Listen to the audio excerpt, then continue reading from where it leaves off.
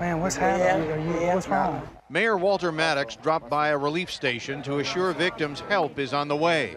But unfortunately, he expects more bad news and a higher death count. I do expect it to rise.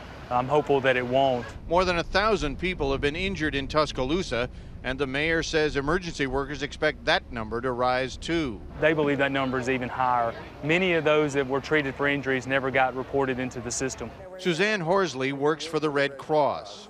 Does this break your heart? This has been horrible. I live here. She and a host of volunteers are running one shelter filled with the suddenly homeless, providing medical treatment, food, and a roof. The first night we had almost 500, so gradually they're finding other places to stay or people to stay with. But right now, these are people who've lost everything.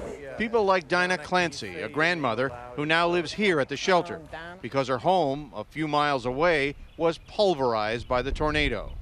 Dinah beds down each night right next to 20 members of her family who lost their homes too. Is everybody homeless? Yes, everybody lost their house.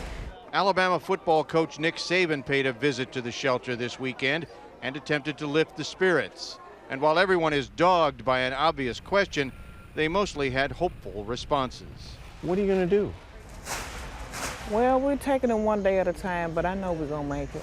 That's exactly what we heard over and over in the midst of this tragedy that disfigured the landscape, stunned the survivors, and killed close to 250 people in Alabama alone.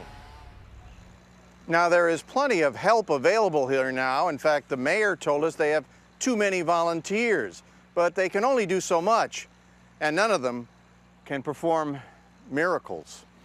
Russ? Dean Reynolds in Tuscaloosa, Alabama. Thank you very much.